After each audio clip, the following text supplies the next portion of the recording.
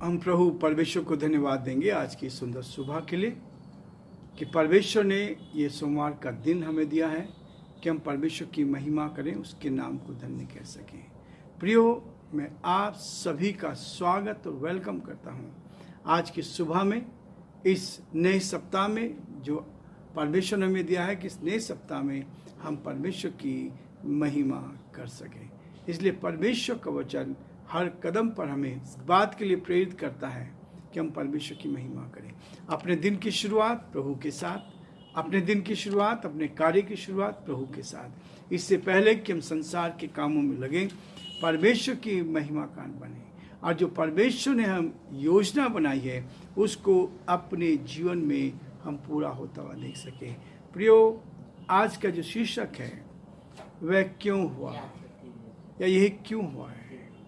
परमेश्वर हमारे जीवन में बहुत सारी बातों को लेकर आता है ताकि हम अपने जीवन में देख पाए। कई बार समस्या रहती, परेशानी रहती, हम कहने लगते यह क्यों हुआ है। इसलिए प्रभु कहता है, यशायाह उसका 54 अध्याय और उसके 8 पद में लिखा है, क्रोध के झकोरे में आकर मैंने पल भर के लिए तुझसे मुंह छिपाया था, परंतु अब अनंत करुणा से मैं तुझ पर दया करूंगा। परमेश्वर क्रोध करता है लेकिन वो अनंत काल तक हमसे प्यार भी करता है। और इसलिए प्रियो, परमेश्वर का प्रेम बहुत बड़ा प्रेम है और यही प्रेम है जो परमेश्वर हमें आगे ले जाता है। हम उसके ऊपर विश्वास करें, हम उस पर भरोसा करें और जीवन में आगे बढ़ते जाएं। प्रियो, परमेश्वर का वचन इस बात को और बहुत ही गहराई से कहता है। पहला कुरिन्थियों का 11वां अध्याय उसके 22 पद को मैं आपके सामने पढ़ूंगा। लिखा है, क्या खाने पीने के लिए तुम्हारे घर नहीं या परमेश्वर की कलीसिया को तुच्छ जानते हो और जिनके पास नहीं है उन्हें लज्जित करते हो। मैं तुमसे क्या कहूँ, क्या इस बात में तुम्हारी प्रशंसा करूं? नहीं, मैं प्रशंसा नहीं करता। परमेश्वर इस वचन के पढ़े जाने पर आशीष दे। हम प्रार्थना करेंगे। धन्यवाद, स्तुति के योग्य हमारे सामर्थ्य परमेश्वर, आज की सुबह के लिए आपको धन्यवाद। ये सुंदर सुबह आपने में दी है कि हम आपके पवित्र चरणों में आ जाएं, आपकी महिमा करें। इससे पहले कि प्रभु हम अपने दिन भर के कार्यों पर को करें, हम अपने काम पर जाएं, हम अपनी पारिवारिक जिम्मेवारी को पूरा करें। प्रभु, हम आपके चरणों में आए हैं। हम आपसे प्रार्थना करते हैं, हमें ताकत दे, हमें हिम्मत दे, शक्ति दे, ताकि दिन भर नई ताजगी हमें मिले। दिन भर हम पिता परमेश्वर बुराइयों से बचे रहें, झूठ से, परेशानी से, दुख से, मुसीबत से बचाएं, ताकि ईमानदारी का जीवन आपकी ओर से हमें मिल सके और हम ईमानदारी का जीवन जीकर बहुतों के लिए आशीष का, आनंद का कारण बन सके, बहुत से लोगों को आपके प्रेम का एहसास करा सके और जीवन में उन्नति करते जाएं और बहुतों के लिए आशीष में बने। बड़े आदर के साथ हम प्रार्थना विनती करते हैं प्रभु, हमारे प्रदेश राजस्थान के लिए, राजस्थान के मुख्यमंत्री अशोक गहलोत जी को आपके हाथ में सौंपते हैं। आपका दया का हाथ उन पर बना रहे, आपकी करुणा उन पर बनी रहे, आपकी सुरक्षा उन पर बनी रहे। और जो योजना इस प्रदेश के लिए बनाई है प्रभु, वो योजना सफल हो और पूरे प्रदेश वासियों को आशीष मिले और लोग प्रभु जी आनंदित होकर आपकी महिमा कर सकें और उनकी परेशानी में, कठिनाई में, दुख में, मुसीबत में आप उनके साथ साथ बने रहें, ताकि जीवन में आगे बढ़कर आपकी महिमा को देख पाएं। हमारे देश के प्रधानमंत्री के लिए, राष्ट्रपति के लिए प्रार्थना करते हैं, आपका सुरक्षा का हाथ उनके साथ ही बना रहे, उत्तम आशीष दे और प्रभु इस देश का संचालन आपकी महिमा के लिए कर सके। सारी महिमा, आदर, गौरव प्रभु जी आपको देते हुए इस प्रार्थना को अपने प्रभु, अपने उद्धारकर्ता यीशु मसीह के नाम से मांगते हैं, आमीन।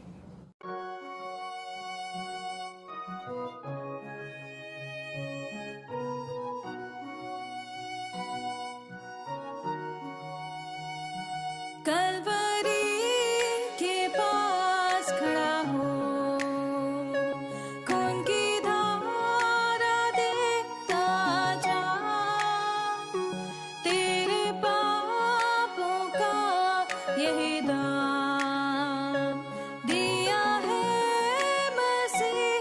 यीशु ने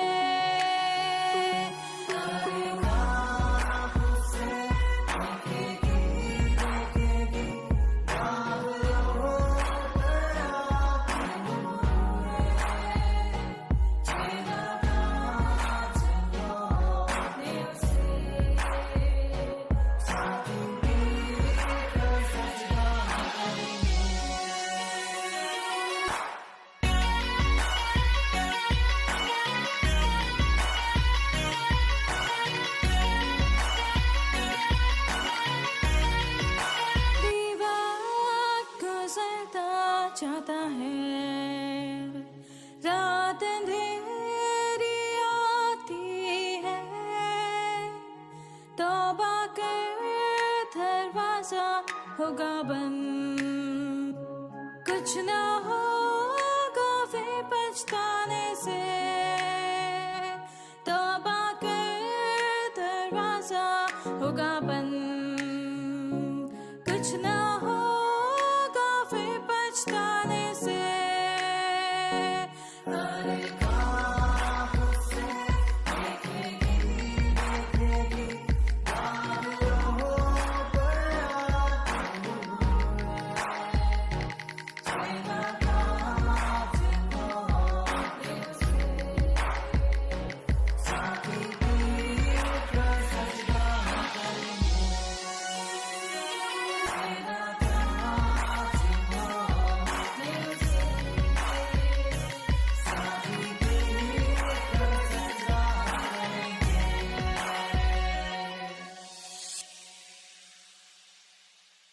प्रियो, प्रभु का वचन हमें इस बात के लिए कहता है, in God we trust, in God we trust.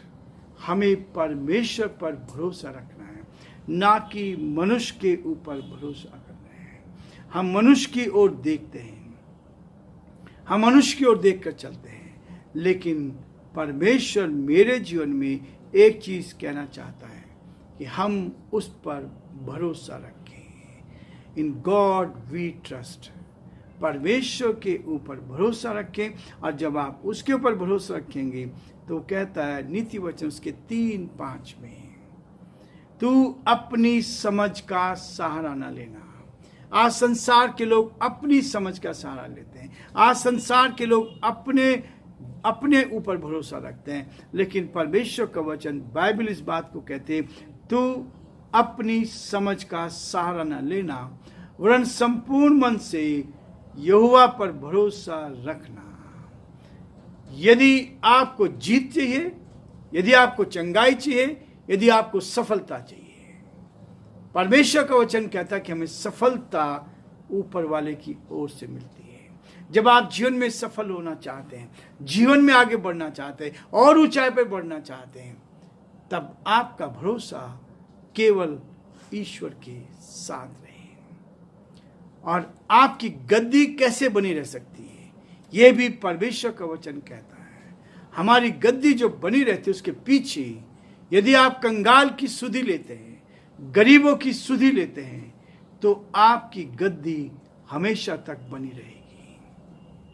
यह है वास्तव में, हम उन लोगों के ऊपर तरस नहीं खाते, हम लोगों की मदद करने में पीछे हो जाते हैं। इसलिए प्रियो, हमारी गद्दी यदि बराबर बनी रहे तो उसके बाद परमेश्वर हमें बहुत बड़ी आशीष देता है। इसलिए वो कहता है,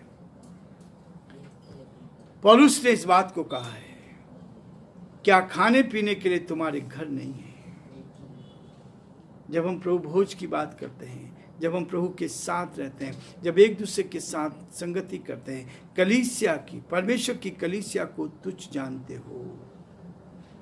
प्रियो, जिस कलीसिया में परमेश्वर की उपस्थिति रहती है, जिस चर्च में प्रभु की उपस्थिति रहती है, वो चर्च आत्मा से भरा हुआ चर्च होता है। परमेश्वर मुझे और आपको आत्मा से भरना चाहता है, ताकि हम आत्मा से भर जाएं और सफलता अपने जीवन में प्राप्त करें। यदि आत्मा से नहीं बढ़ते हैं, परमेश्वर पर भरोसा नहीं करते हैं, तो हम कमजोर होकर बीमारियों से ग्रस्त हो जाएंगे। इसलिए प्रियो, परमेश्वर कहता है कि यहोवा पर भरोसा रखना है, उसके साथ हमारा संबंध हो, संपूर्ण मन से उसके ऊपर भरोसा करना है, तब आप क्या करेंगे? परमेश्वर आपको आशीष से भरता चला जाएगा। इसलिए प्रियो, परमेश्वर मुझे और आपको एक ऐसी सामर्थ देना चाहता है जो सामर्थ परमेश्वर की ओर से मिलती है। प्रभु कहता है कि हम एक दूसरे के साथ ठहरना सीख जाएं, एक दूसरे की मदद करना सीख जाएं। परमेश्वर कहता है और परमेश्वर का वचन कहता है इस बात के लिए, उन्हें लज्जित करते हो। कलीसिया में लोगों को लज्जित करते हो कि मैं तुमसे क्या कहूँ, क्या इस बात में तुम्हारी प्रशंसा करूँ? नहीं, मैं प्रशंसा नहीं करता हूँ। कलीसिया में जाने का मतलब है सफलता। कलीसिया में जाने का मतलब होता है बीमारियों से छुटकारा। कलीसिया में जाने का मतलब होता है परमेश्वर के साथ, उस परमात्मा के साथ हमारा गहरा रिश्ता। और यदि गहरा रिश्ता है तो प्रियो, वो रिश्ता हमारा मजबूत होता है और हम परमेश्वर की महिमा का कारण हर समय बनते चले जाएंगे। और इसलिए प्रभु का वचन कहता है, मेरी प्रजा ने दो बुराइयां की हैं, मेरी प्रजा ने दो बुराइयां की हैं। उन्होंने मुझ बहते जल के सोतों को त्याग दिया है। उन्होंने मुझ बहते जल के सोते को त्याग दिया है। ऐसे होद बना लिए हैं जो टूट गए हैं, ऐसे होद बनाए हैं जो टूट गए हैं और जिनमें जल नहीं रह सकता। यिर्मयाह उसका 2 अध्याय और उसके 13 पद में वो ऐसा कहता है कि 2 बुराइयां की हैं, मेरी प्रजा ने 2 बुराइयां की हैं। उन्होंने मुझ बहते सोते को त्याग दिया है। बहता सोता मतलब फ्रेश उस पानी को त्याग दिया है।